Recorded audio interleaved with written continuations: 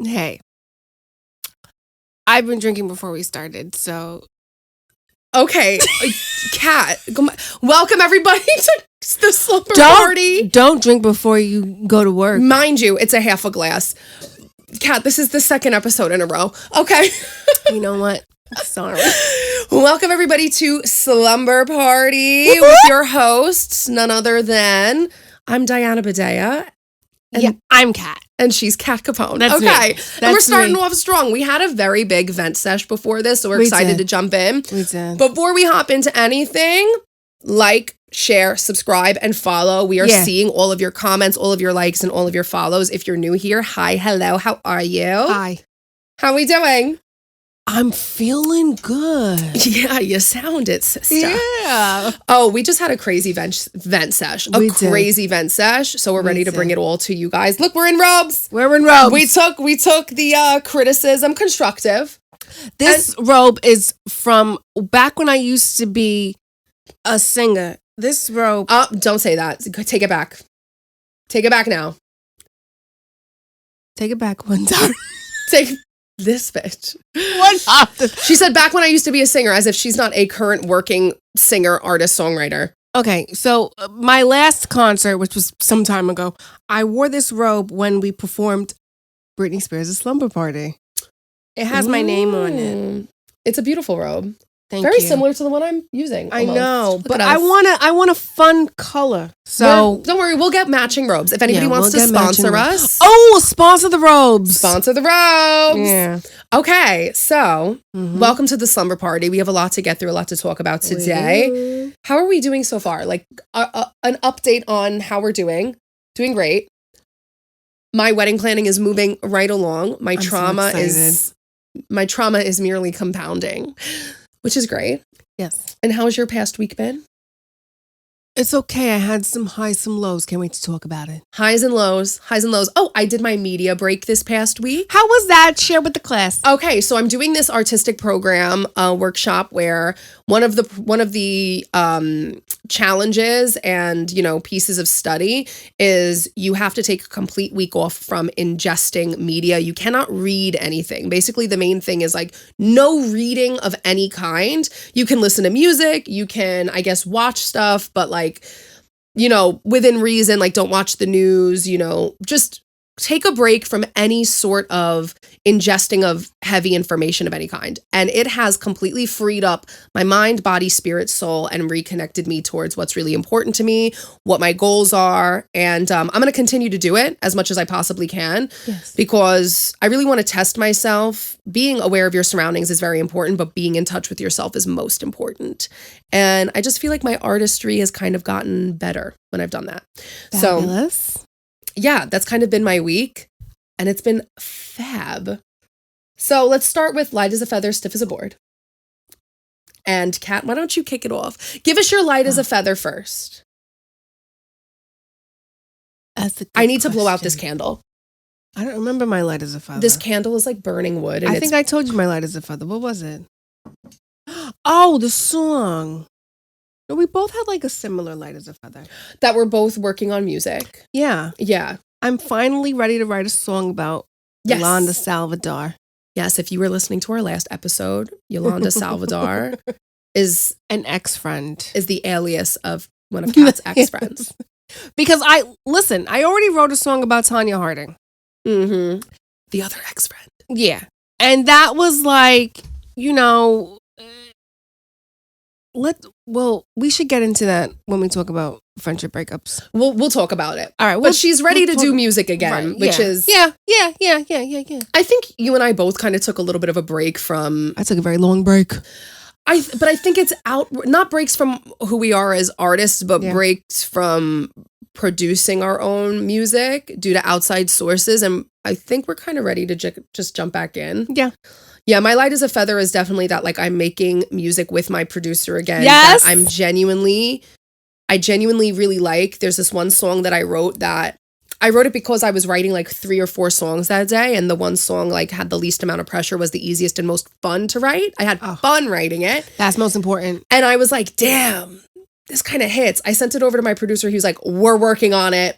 We kind of made something really fantastic yesterday. He took it in a direction that I wasn't expecting. And I was like, ooh, this is so good. Sometimes it's those songs, you know, that you just like, you're not thinking, you're just having a good fucking time. Sometimes when you overthink, it doesn't hit the way you want it to hit. You know? I remember one time, so her and I have a song that we have yet to release yet. It was good. But then there was another song that we tried writing and we never got to finish it, but it was because it wasn't like hitting for us that day. Yeah. But our first song is like a really good. It actually kind of ties into what we're talking about today, what the song is about. Definitely does. Yeah. So that's our Light as a Feather. We're both working on new music. We're going to work on a song that we'll use as a theme song here. Yes. Yeah. And it's just time.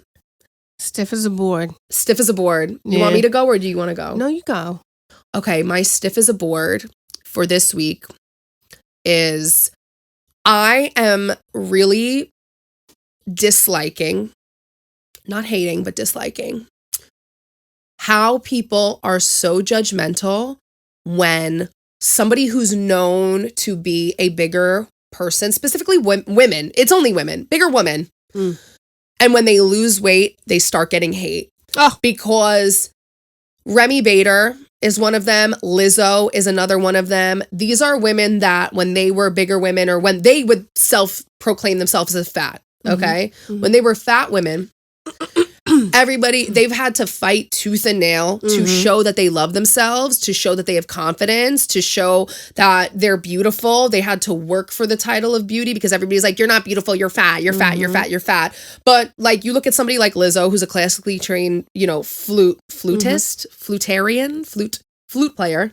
Yeah, I'm just trying to make it sound nice. A flutist. You look at, she's got a wonderful voice. She's a wonderful hit maker. You know what I mean?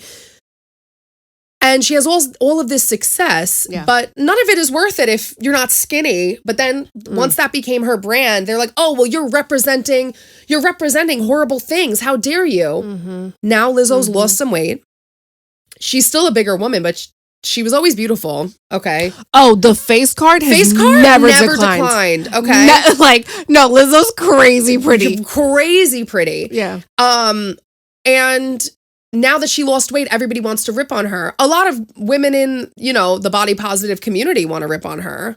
Which is not very positive, guys. Not very positive. Okay. But I think, why are we making women hate themselves when they're big, when they're small, when they're medium, when they're losing weight, when they're gaining weight? It's none of anybody's freaking business. However she wants to live her life, let her freaking live her life. I hate that we have to we've compartmentalized this society so much that it's like, if you consider yourself body positive, then you have to be a bigger woman. You have to be a bigger woman forever. And if you've considered yourself a happy fat woman, then you have to be fat forever. No, the idea of body positivity and body wellness is being confident and loving yourself regardless of what size you are currently. Also, we're women. Our bodies go up and down over the dumbest things. Please. Oh my God, crazy. Please. Crazy. And the thing with Remy Bader, she put on a lot of weight, I think, after 2020. She's talked about this publicly. Remy Bader is an influencer and content creator that blew up online for doing her realistic hauls because she would copy the weird photo shoots that they would have these girls doing in these Zara outfits or whatever. And it was funny because she was a bigger girl and she kind of took the piss off. Wow, that's such a British term I just used. She kind of... He's a pisser. He's a pisser. But she would kind of take the piss off of, her being a bigger girl. And she said it was because I had low self-esteem. But it ended up making her a shit ton of money. So yes, girl, get that bag. She was open about how she had gastric bypass surgery. And now everybody's like, wow, you're such a liar. I'm a bigger girl. I've been bigger than this. I've been much smaller than this. I don't feel lied to. I think that's her business. In whichever way you feel deceived, if you feel deceived by a stranger you've never met, I think it's time to get off the phone. Can I just quickly say, the only time I'll feel deceived is if you're telling me, this is what I used to weigh, this is what I weigh now, and this is how I got there. And right. Whether you gained weight or lost weight, if you're showing me the ways of how to, gain or lose, and then I find out you didn't do any of those things, that's the only time I'm going to be like, that's a problem for me. Right. Do you know what I mean? But any other time it's are you healthy? Right. Okay, well then whatever. Right. I think if you're saying like, oh, I got this way because I did it myself. Yeah.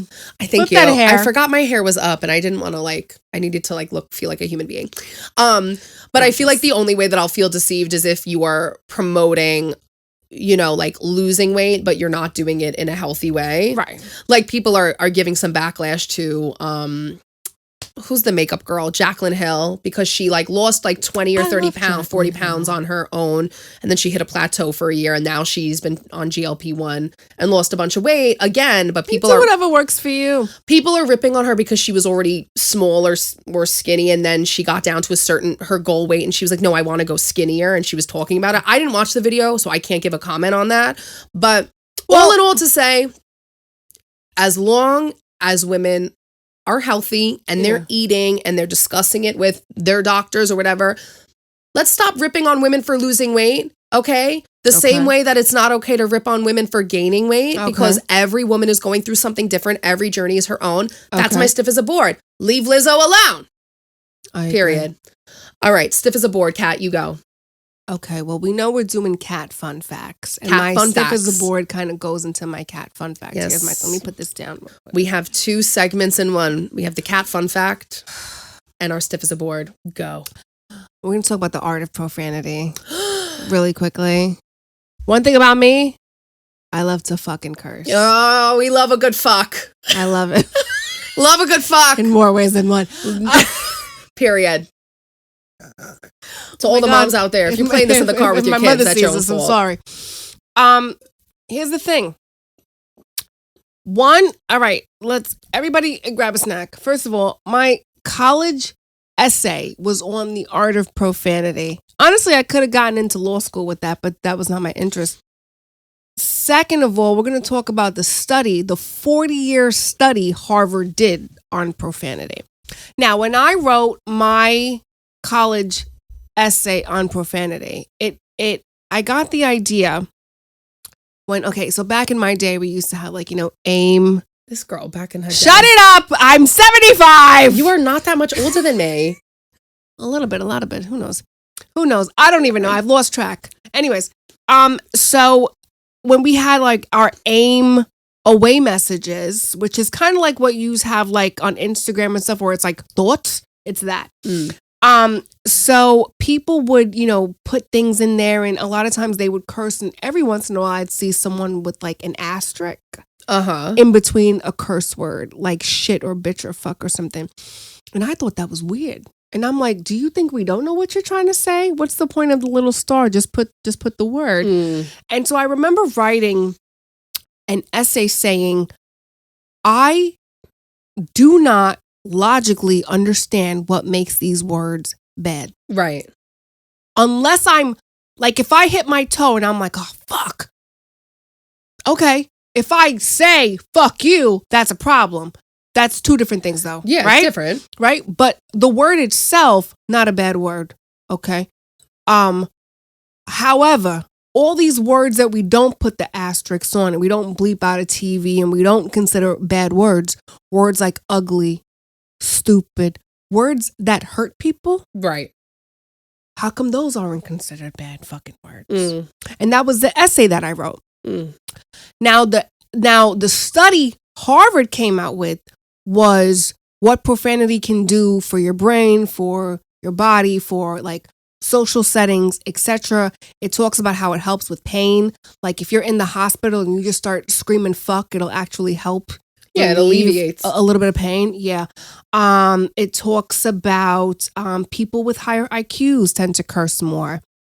I don't think this is plausible completely, but I didn't do the Harvard study, so I can't speak on that. However, when I was 19, I did take a Mensa exam and I did score above average. If you don't know what a Mensa exam is, it's a proctored IQ exam. So I did score, relatively high. And I do curse a lot. So for me, that makes sense. But I'm sure there's a bunch of people who don't have high IQs who also curse a lot. So, but again, this was a study, based on Harvard. Another thing they came up with is people trust people more who curse. I think that's 100% true. Could not be more true. Yeah. Yeah. Could not be more true. I don't trust people who don't curse. And let me say something. Here's the thing. I don't curse in every setting I'm in, right? If I'm around kids, I don't curse. Right. Or a strict business setting. Right. Yeah. Reason I don't curse around kids is because then I'm going to have to explain it. There's a lot of words. I don't say the word sex around kids because then I'm going to have to explain it. You know what I mean? But I think there's a difference between inappropriate right. and curse, because I think the idea of a curse word, right. it's made up. Like sex actually means something. Like if you're talking about something profanity, if you're talking about like sexual acts, right, or something gross or disgusting like potty language, you know what I mean? Like human excretions and stuff and shit. Yeah. Like that's different because there's actually something that you're talking about that has meaning that is just nasty. That's facts. And just inappropriate to talk about in public.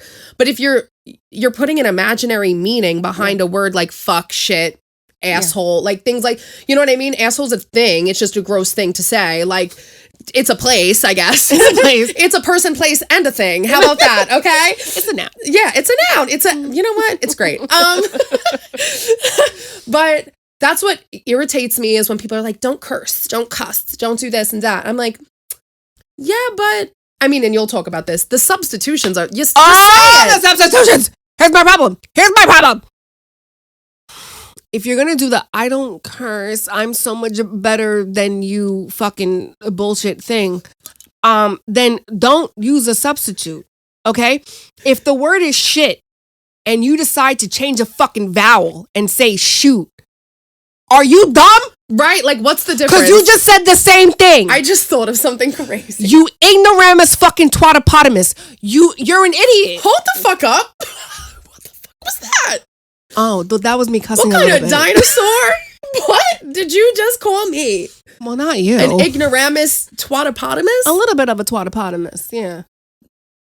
No? I like that. Well, thank you. I want to see that in... I didn't make it up. I heard someone say it. We need to put this when in I was like, ChatGPT when in I was like form. in high school, and it sat with me ever since.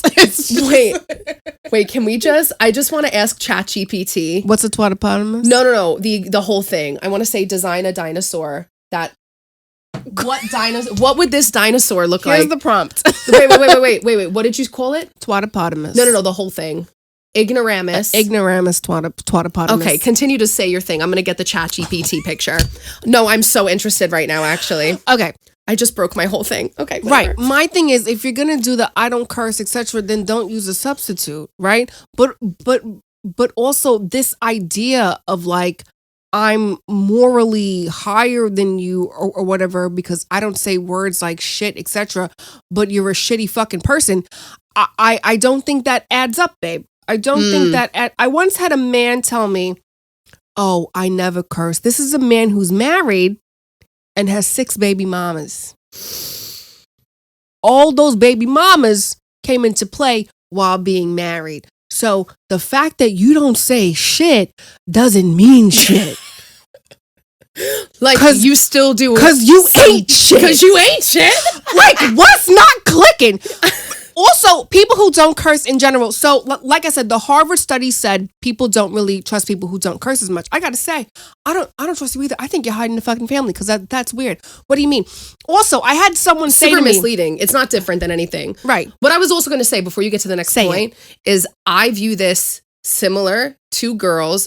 No offense. Actually, no offense, because I have a friend who used to do this and we're not friends anymore. Offense. Where they're like, they go around and they're like, I'm celibate. I'm celibate. I am merely a virgin reincarnated. But they suck a mean dick. But they suck a mean. They'll put it in any other hole but the correct one. And I'm like, sister friend, I hate to break it to you.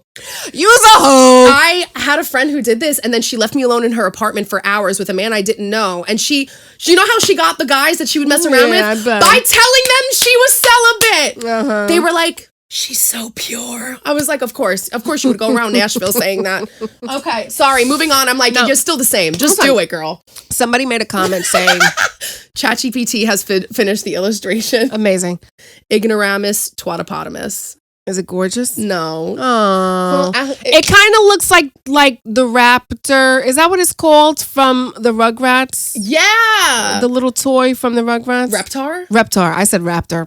Ignoramus twatopotamus. I wanted it to be cooler. Somebody made a comment to me once saying, "Oh, well, what if your kid cursed?" All right, let's get this out in the air.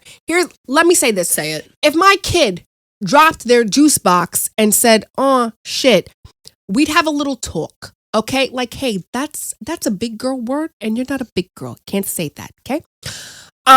If my kid called another kid a duty head, now you're in fucking trouble. Right. And if you can't tell the difference between saying, oops, shit, drop my juice box versus calling someone a name out of their name and being a degrading little fuck, then you ain't shit. Period. And I don't give a fuck that you don't fucking curse. Period. One time, somebody said to me, because I was cursing, and I guess she thought I was so much younger than her. Turned out I was only 6 years younger than her. Okay? If you were a better person, you wouldn't have so many fucking wrinkles. Anyways, Period. You know what? If you curse more, your throat chakra would clear up. Okay? And you'd feel better. You wouldn't hold so much resentment. You know what I mean? Clear out that vibration, exactly. sister. So she said to me, she goes, "Oh, I don't like cursing." Then don't curse. The fuck that got to do with me? Right. Now, like I said, I don't really curse around kids or older people, just because I don't. But if you're my peer and you got an issue with me, I don't trust you. The end, period. But also even like, and here's another thing I want to bring up because most people don't know this about me, but I have a fucking speech impediment. And the reason why most people don't know I have a speech impediment is because I use profanity. And there's an entire movie called The King's Speech. Right? Mm-hmm. Where he's got the same speech impediment as me, a stutter. And he teaches him that if you use profanity, it will help you with your stutter. So when I'm around people, i.e. like older people who I know get like offended by profanity, I either talk a lot less or I talk a lot slower. That way I don't end up cursing and they're not like, "Oh my God, you said hell instead of heck. Oh no. Changing a couple consonants or a couple vowels. Don't change the fucking word, you dumb fuck." It has nothing to do with what you say. It has to do with your intention. That's it. The intention honestly, versus... That's all of life. That's all of life. Life is intention. And all of life is intention. You're responsible for your intention. Yeah. That's it. You're responsible for your effort. Yeah. So yeah, same, exactly what you said. If my child is going up to somebody and calling them names, it's different than if they say something out of exclamation. Right. Let's be so... I can't. People are focused on the wrong things, and that's why some of these kids are acting up like crazy. I hope my kids curse to the moon, but if they see somebody in need, they give them a freaking hand, period. And that's my whole thing. Like, are you a good person or not? Yeah. Or are you a good person or a bad person, or somebody just sits around and does nothing? Because that's almost just as bad. That is just as bad. We got a whole society of that right now, which is a topic we should touch on at some point. We will. We got a whole society of bystanders, and you guys got to step the fuck up. Yeah. And the bystanders be the most fucking self-righteous ones. Absolutely. Please. Absolutely. They're like, "I'm so unproblematic." Actually, you're lazy. Oh, yeah. "I'm so easy. I don't bother anybody," because you're afraid. She said it. Sorry. Say it again. We'll talk about it on another episode. Don't get me started right now. Okay, but that was my what's Stiff it as a called? board. Stiff as a board, because I saw someone mention it on TikTok and I was like, "Bitch, please." Light as a feather, stiff as a board. Right, which went into the fun fact about the Harvard study about the benefits of profanity, actually. Good benefits. So, I feel a release. Clear your throat chakra. Yeah, dare I say cleansed. Also, you know something. And actually, this is a conversation I had with my mom and her brother. They're Gemini, so they're twins. You know what I mean? So you were going to say, so they're assholes. Well, I don't know. All right. Well, now we're getting into my family, which I don't really like to talk about too much, but here we go. My grandma is 85, okay? Perfect sight. She could walk fine. Sometimes she uses a cane, but she's fine. She's healthy, okay? She ain't got no fucking problems. No wrinkles, no nothing. You know why? She lets it all out, okay? When she got a fucking problem, she's going to let you fucking know. And if somebody tells her, like me, like she said things about people that I'm like, I don't think you should tell this person. I think that's going to cause problems. So then she calls her friends and tells her friends. She lets it out, okay? And that's why she's healthy. Throat chakra cleared, honey, okay? Feeling good. My mom and her brother, they keep a lot of shit in. they let it fester. And then they end up on medication. Your body keeps the score. And I'm like, well, and I had this conversation with my uncle and my mom. Love them down, but I'm only telling you exactly what I told them. I said, both of you, you're emotionally immature. Okay? You're emotionally lacking, and your communication skills, not my mom's. My mom's are really good. But her brother's sucks. And to be honest, I think his sucked because my mom was always a mouthpiece. Because my mom is the oldest sister. Okay. You know what I mean? And her brother was shy. And it's funny because people who know my mom will be like, she's shy too. And I'm like, not when it comes to her brother. You fuck with my mom's brother, she's going to fucking murder you. Period. Because that's like her little baby. It's not healthy. And I've watched my mom and her brother have more medical problems than their mom. And I'm like, yeah, because both of you hold shit in. Right. Your mother doesn't. Now, my mother taught me not to hold it in, which is funny. She holds it in for herself. But she taught me to, express myself, and mostly to express myself to her. And that's why she's my safe space. That's why I trust her. She never made me feel like I couldn't tell her anything. I told my mom everything. Yeah, it's just not healthy holding all that in. And the reason why is because you use words like shoot instead of shit. That's true. Not my mom and her brother. They curse. But, everybody else, that's your problem right here. It does, but it really does affect, I feel like a lot of people, also older people, they just never learned to communicate or work through things. Regulate their emotions. Yeah, no, that's why our generation, first of all, our generation is going to go through the most pain because we have the least amount of money. We have the least amount of wealth per society, per generation, but we're going to live the freaking longest. So we're going to suffer the longest because we just air it all out. Yeah. We got the most to say too. Oh my God. We have the most to say. My family is like the queens and kings of brushing things under the rug. My mom is going to therapy now. And like, congratulations to her. She needs it, but not because she needs it because she's been through a lot. You know what? And I want to say this. Shout out to mom and shout out to all of us who have been through therapy. I think it sucks so fucking much that we gotta go through therapy because someone else fucked up. Yep. Or I gotta be the bigger person because you're a bitch. Are you serious? I hate that for us, but congratulations because it does take a lot. It is.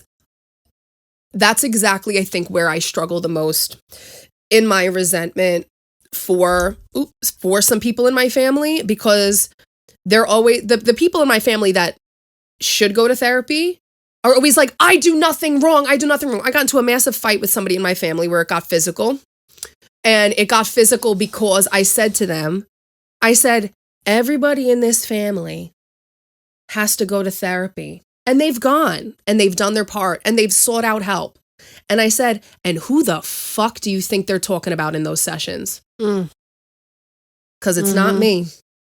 It's not me. And then it got physical because I hit a nerve. So it's amazing to me. And it's just amazing to me because the people that are going to therapy or that are thinking about going to therapy, I can't wait to go to therapy once I get health insurance. Can't wait to go.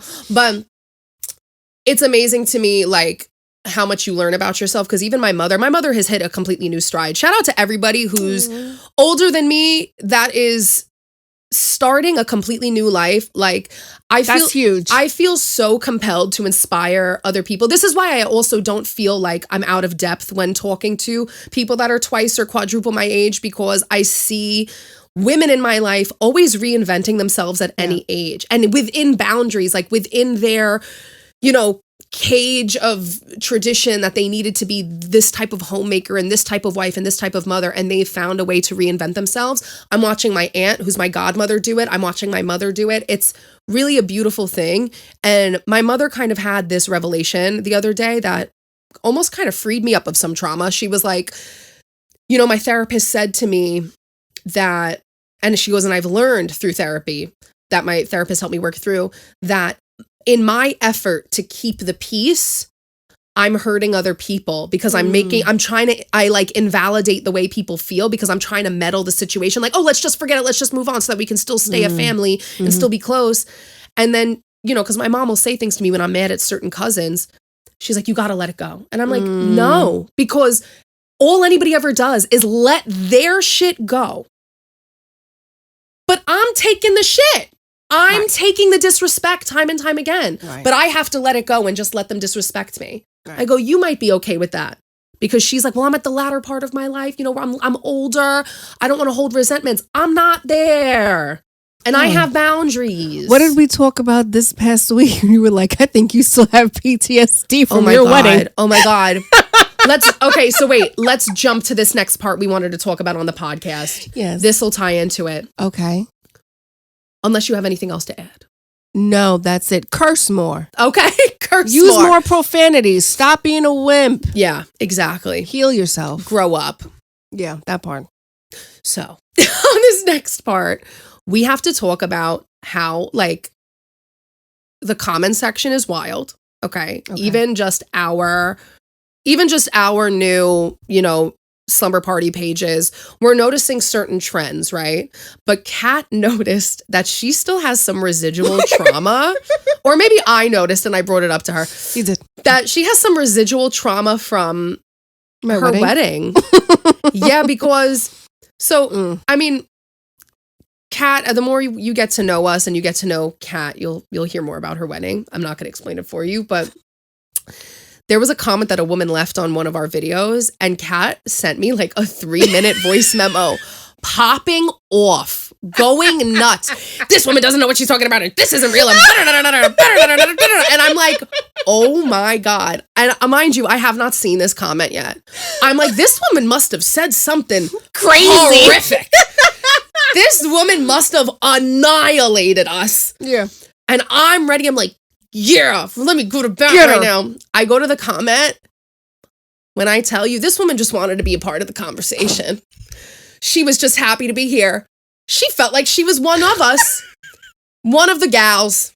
Chitting and chatting away. Okay, but she triggered me. I was like, hey, Kat, I don't think that was a hate comment, sister. Felt like it. It felt like she got paid. Oh my God. I was like, Kat, I think you just got some trauma from your wedding, because that woman was actually...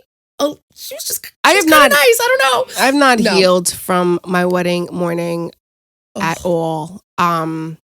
And before anybody takes this out of context, her and her husband are great. Has nothing to do with no, he's amazing. Yeah. Has nothing to do with her husband. We love Caleb. He's amazing. We love Caleb. He's not been a problem. No, yeah. For a little while. Yeah. For a little while now, he's on a streak. But the reason why I wanted to bring up the comment section was because there was a video that I guess people something I love is when I will never tell anybody to identify themselves in any way, because I think compartmentalization and labeling in our society that's supposed to be so uber inclusive has completely screwed with people's minds. But I do declare myself somebody that is a proud feminist. And when people hear that today, whenever I say that, people are like, oh.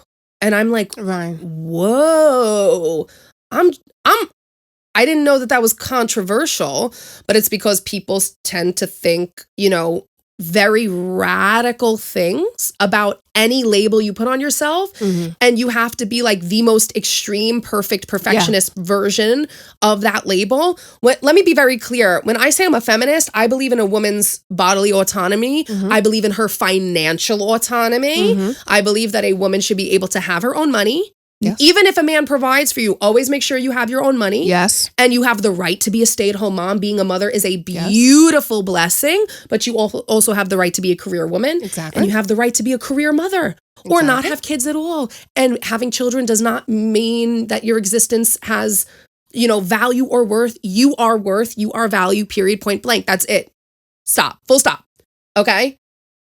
We posted a video, a snippet of, I think, either our first or second episode, and it was us saying somebody started this rumor that feminists hate when men open up the doors for them. Mm-hmm. And we went on to say that our life partners, our men in our lives, are extremely chivalrous. And we love that. Yeah. I think it's a blessing. My man is a very old school Puerto Rican type of guy. He believes, and he doesn't open doors for me because he thinks he has to or because he thinks he's a man. He values me as a human being. Yeah. And I let him do that because I think that's nice. I feel it's not like he's opening up the door for himself to seem more of a man. He's doing it because he's like, I want you to walk in first because you look beautiful and I don't want you to have to just something simple. It's manners. But that doesn't mean that I don't open up my own doors or that I don't open doors for other people. Exactly. I also just want to add, we don't give a shit about opening doors. It's just a nice thing that our men do. I don't care about opening a door. It's crazy. I care about having the ability to open up my own bank account. That's what I care about. The thing is, there's so many women whose men wouldn't do that's why that actually becomes a big deal. Right. And I think for my husband, it's just second nature. His brother does the same thing for me. Like when I'm getting in the car, like his brother will open up my door and I'm like, just get in the car. And he's like, no. He's like, this is what we do. And it's just something that they were taught. Right. So for them, it's just like, ingrained in their mind. Yeah. They don't see it as anything else besides normal. But there are men who would slam the door in your fucking face. Right. So I think it's just when you start dating and you see the differences in men, one who would hold the door for you versus one who would slam the door in your face versus one who would have walked off 20 miles and they didn't before looking behind, seeing you there. Like you start to realize what you like and what you don't like. Right. But men who do, hold your bag and open the car door or a regular door or, pull out your chair. It's so basic. Right. But because there's so many men who don't want to do it, or they view feminism as like, well, then you do it, bitch. Right. That's it. Yeah. It becomes a thing. It becomes a topic. Like, oh, my man opens doors, and it's like that's the bare minimum. Like it's the bare minimum. But I would open the door for him. Like it's not that big of a deal. Exactly. But I was just shocked to see how many men were in our comment section. Not the type of men you would think. Men on the left, like left wing, pro-feminist men, who then were telling us that we're upholding the patriarchy and that we're not real feminists because my fiance and her husband open doors for us and we appreciate that. Oops. Let me be very honest with you. First of all, a man telling a woman what she thinks. Shocking. You're not fooling me, buddy. Number one. Number two, you can enjoy however your partner treats you, and that is your business as long as they're treating you with respect. Yeah.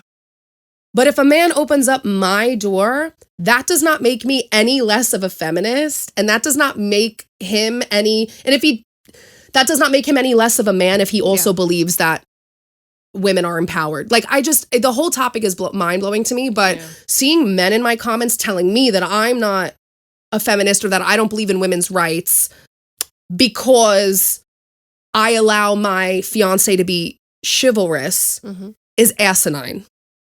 Asinine. Okay? If you don't want to open up the door for somebody, the reality is you can open up the door for anybody. Right. Has nothing to do with me being a woman or him being a man. It's pure manners and that's it. I don't give a shit about a door. I give a shit about me being able to get the health care that I need if I'm in a dire constraint and I'm pregnant. That's what I care about. So why don't you shut your fat mouth, leave women alone, and worry about the men that are causing the harm that we have to defend ourselves from. Thank you very much. Amen. Amen. Yeah. All right. Yep. Shall we get to our big topic of the day? Let's do it. I forgot what it was.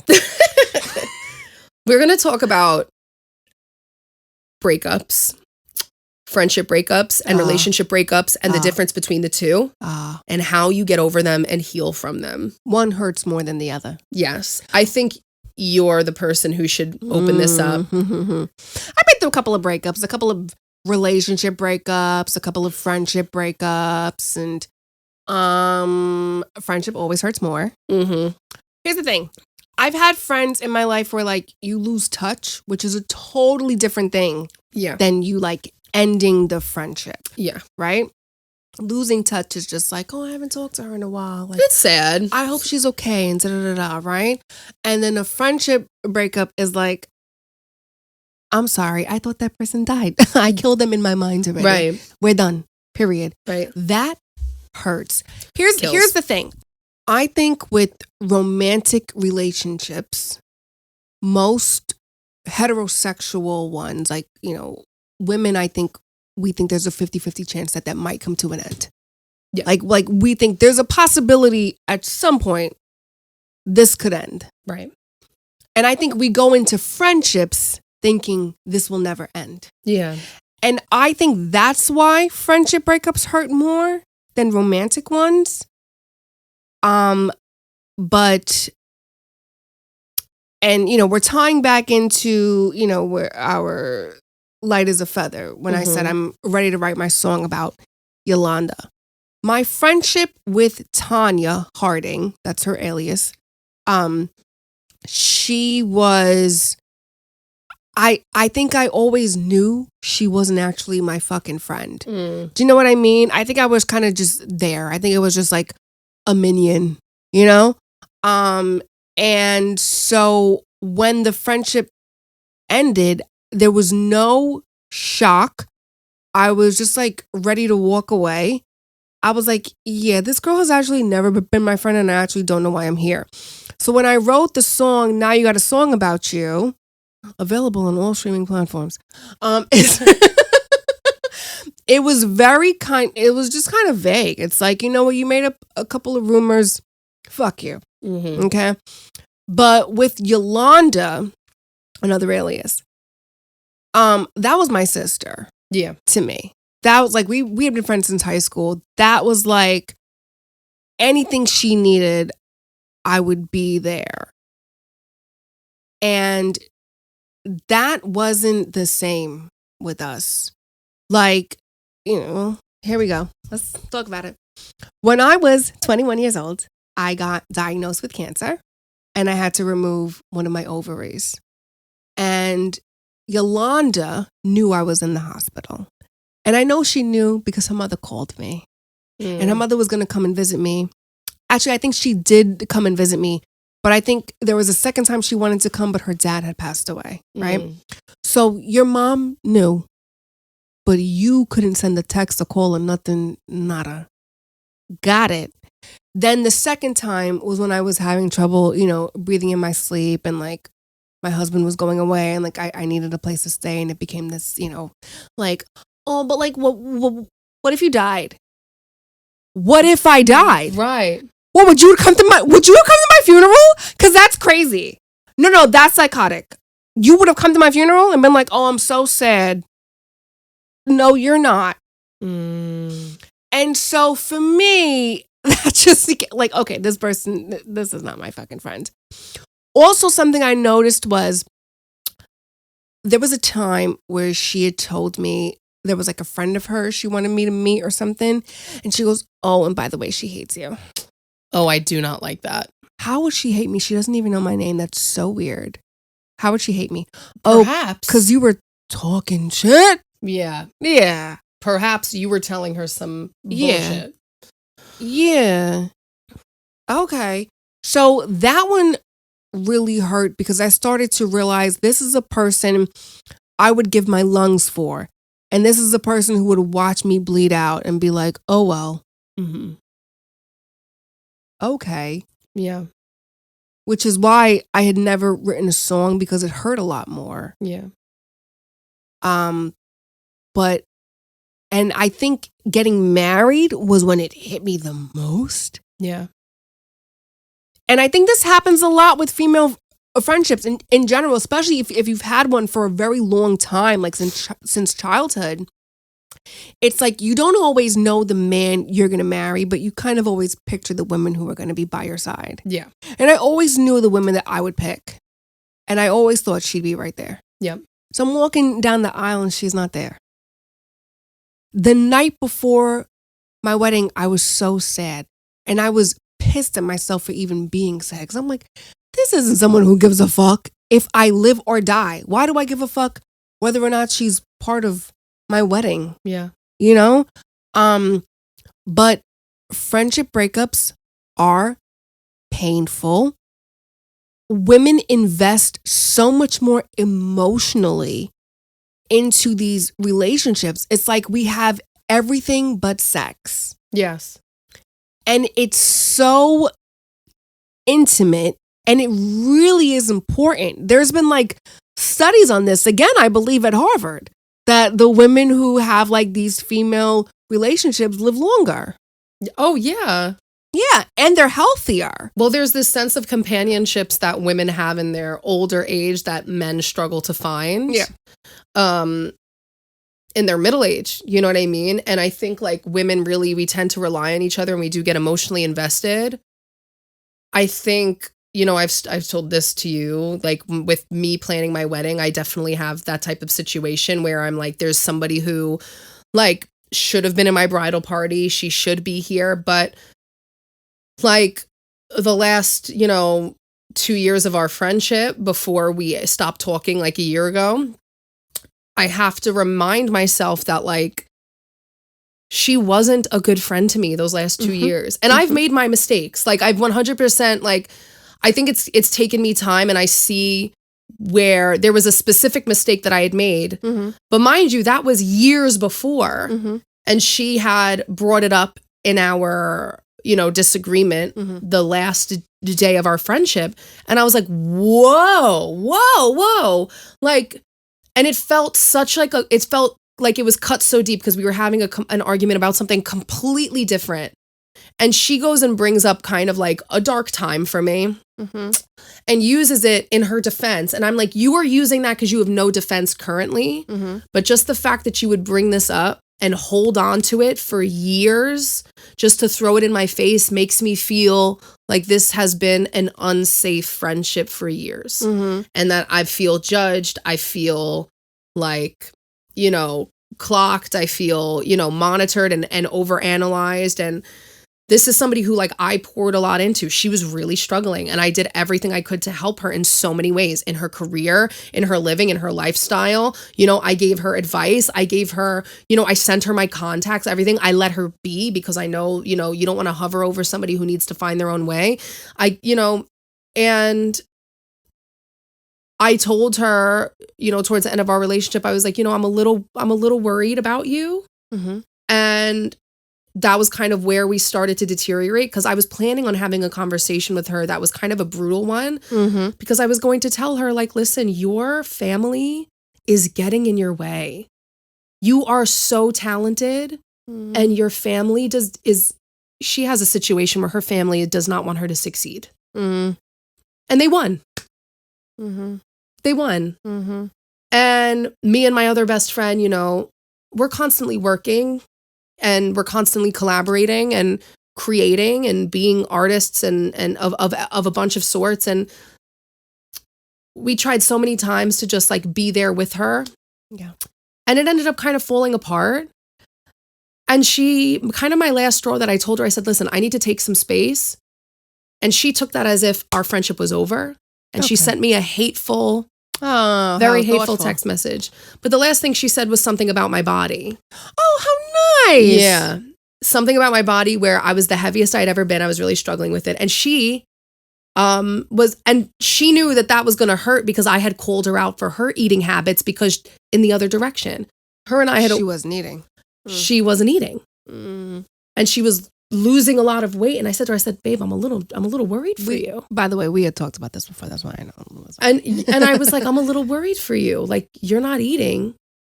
And then she went up and she threw something in my face about my weight. And I was like, I need to not be here. I need space. She gets on a random cell phone number, sends me a very long hate message. And that was the end of our friendship. And now when I get married, she won't be there. And it's a very odd feeling for me.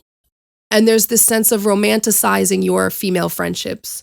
You romanticize, because I feel like we really create who we are as women through our female friendships. Oh, yeah. Like, I still credit her with a lot of who I am today. I still say, like, I wouldn't be the woman I am today without having this friendship.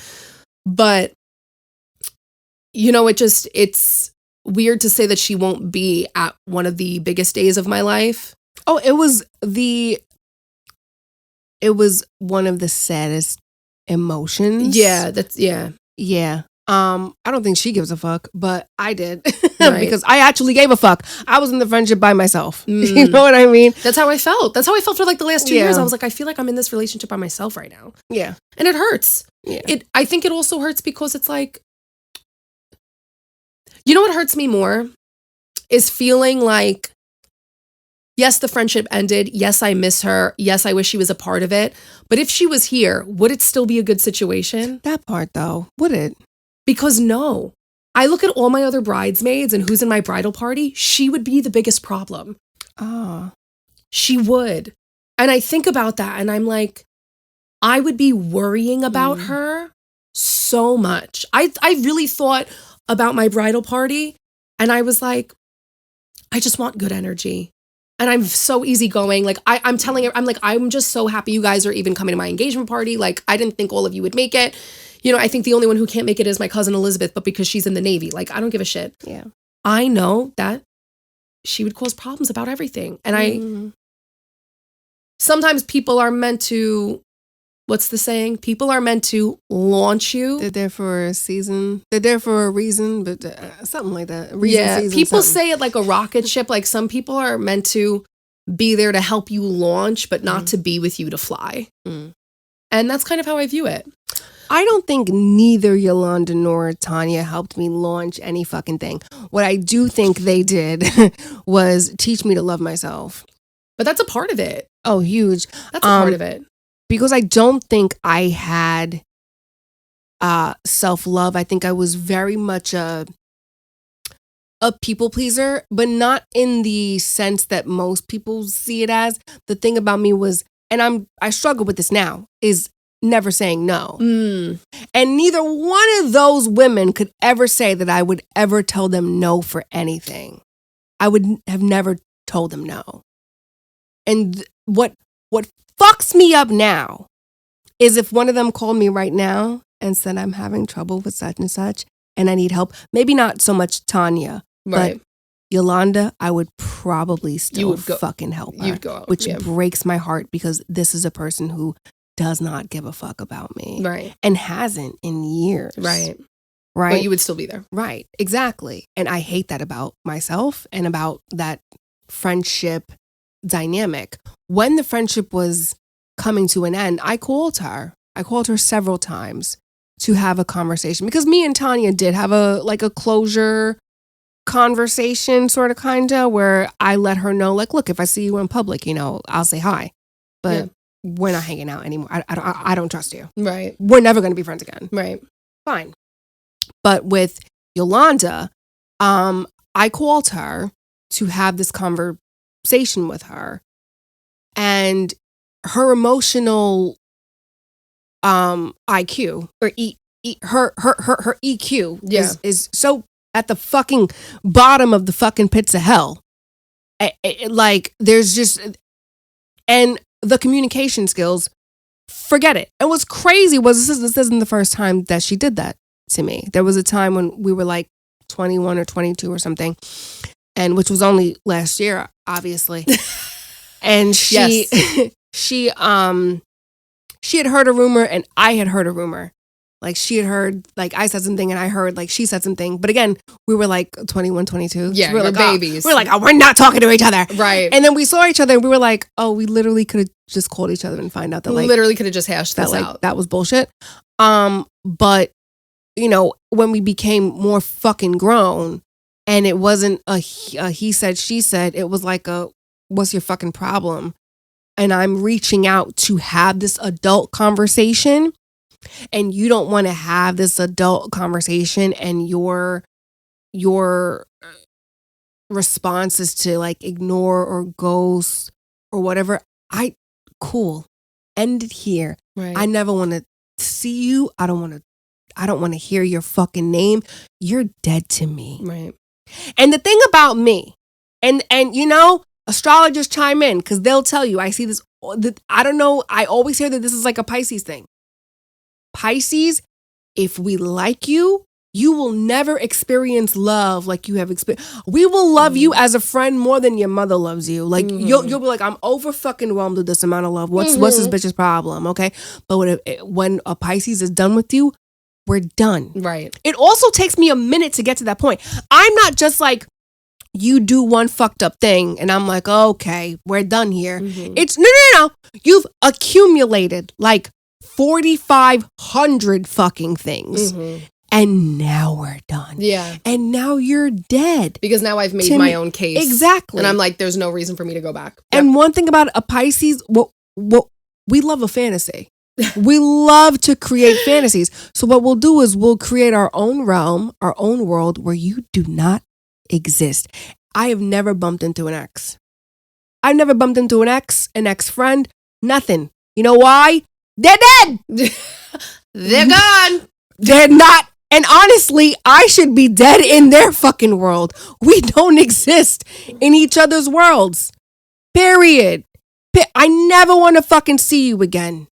And I say that knowing damn fucking well if somebody texts me and said, hey, can I borrow $100? I'd be like, okay. I hate that. What now, like, I guess what a lot of people always want to know is like, how do we actually get over it? Like, that's one way is if you completely cut them off and then you kind of let time do its thing. Yeah. But like, what is something proactive that people should do to get over friendship breakups or any type of breakups? But I will say, obviously, friendship breakups and relationship breakups are different. Yeah. But one thing that I think is universal in like both is always remember there's a reason why you're going through that. Don't forget to reflect on your own actions. Like, I don't think that you're never, it's not that you're never wrong. I meant to say that. Also, hold yourself accountable for the part that you played. Yeah. You know what I mean? Like, it's never 100%. No. You know? No, there's never, you know. I'm not perfect. I mean, I am. But right. No, but it's true. Like, always hold yourself accountable. But then always remember, like I said before, like, I was really romanticizing. There's been so many times where I've said to you, like, oh, and this is Serena Joy, my alias. Yes. I've said to you, like, oh, I wanted to reach out to her and just send her because she never gave me a chance to get closure. And I told you not to. And that's a 15-year relationship. Yeah. That she ended because I said to her, I was like, I need space because you just said something hurtful. And I told her I did not want to do this over text because it's going to get misconstrued. She proceeded to do that. And I felt like I never got closure. I wanted to tell her, I wanted to either apologize for some things that I've done wrong, but also tell her, like, this is where you messed me up. And this is where the miscommunication was. Tell her right now. What? Tell her right now. Oh my God. Yeah. Do you think she's seeing this? I doubt it. No, honestly. You know what's crazy? When I don't like someone, they're dead to me. But other people, when they don't like me, they love to fucking watch me. So tell her. I will say, if I were to talk to her, I would say, like, I had only ever been worried about you. You have this, when she was upset, she had this idea that I never supported her. And I think that is the most asinine thing. I came up with spreadsheets, contacts, step by step on how to assist your career, on the things that I've learned, on how to help you. I told you where to go and how to do it. I said, I was worried that your dad, what I wanted to say was, I'm worried that your dad is getting in your head. I'm worried that your dad is telling you that he doesn't want you to do this or doesn't want you to succeed in your life because him and your mom want to control you. I saw it all throughout high school. I saw it all throughout college. That's why she never graduated with a college degree, even though she went to college for 6 years. Wow. And she never got a bachelor's, and it's because of her parents. She went and made a big move. I supported her the entire way, and I saw her crumble. And all I ever wanted was to be there for her, but it got to a point where I cannot get on the phone with you every day and hear you complain about the same things and you not put in the work. I did my best for you, but it got to a point where it became toxic for me and I was going through my own shit. And I don't really have much more to say other than to have the closure of, I never want to see you in pain, but I feel like you're in pain, but I'm not in the place to help you anymore. I'm sorry. That's it. Like, I'm not in a place where I want anything to feel resolved. I feel resolved because I have people in my life right now that don't make me feel drained. And it was draining for me. Yeah. And I think The only thing I can say is that I could apologize for years ago something I had gone through, and maybe I didn't act the best. But I also cannot apologize for something I did when I was 24. I'm 23. I'm 28 now. And something you brought to my attention you too. The last day of our friendship that I didn't even know was an issue. Can I tell you something? Yeah. The disrespect is the closure. Sometimes I think we're looking for this like conversation. Yeah. And this like mutual understanding and mutual respect, and then to walk away with like our dignity, or, you know, saying like, okay, we're going to end this, which I think only happens in romantic relationships. And I don't know what it is about friendships, but there's just a lack of emotional maturity. Yeah. A lot of the times. And sometimes just them just showing that they don't love or respect you is literally all you need to walk away. Yeah. And there's you got to give yourself closure is something I've learned. Right. Because I really wanted closure with Yolanda, but the truth was I got it when we were 21. I got it when we were 21, and I was in a hospital for like a week and a half after having my ovary removed, and you couldn't even send a fucking text. Because you didn't give a fuck. You didn't give a fuck then. You don't give a fuck now. And I don't know why I pretended like, oh, this is my sister. You don't see me that way. You don't care about me. And another thing was Yolanda, I remember she like thought some Facebook post was about her, which was insane. Because the Facebook post was about being a shitty friend. Oh, a hit dog will holler. And I'm like, why would you think this is about you? And then she even said, she goes, maybe I had a guilty conscience. I'm like, maybe you did.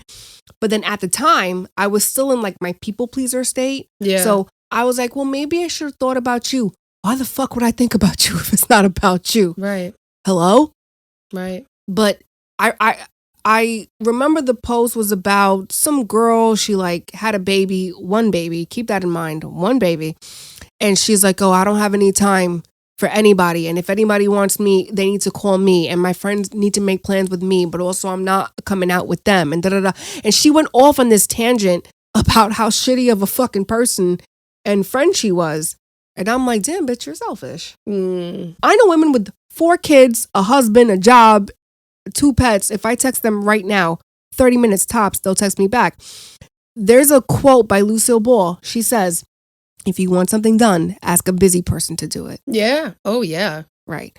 So, and the thing about Yolanda was like, we would make plans and she would like cancel on me the morning of.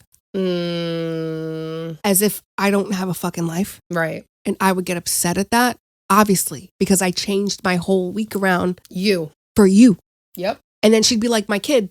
And it's like, no. You were doing that before you had a kid. Actually, you've always done this. And so I think that's why she thought the post was about her. Like we had that conversation, but it wasn't a closure. Right. Because in the end, I still apologized for some shit I didn't do for the sake of keeping the fucking peace. For the sake of keeping the peace. Yes. Right. Which was whose like, peace are you keeping? If I hear that term one more time, we have to keep the peace. Whose? Because I'm not keeping mine when I suck in my pride and keep my mouth shut. I honestly would say the best way to move on from anything. In closure, talking about closure, the one thing that I heard when I was a child that people said, Oprah said to do this. I actually did because I said I wanted to write that friend. I never wrote it to her, but I wrote a very, very long letter. Everything I felt at the time. That's why I feel like even before when you asked me to tell her now, I feel like I can't remember what I felt. I can't remember what I feel or what happened. because I already got it all out in my Yeah. fake letter.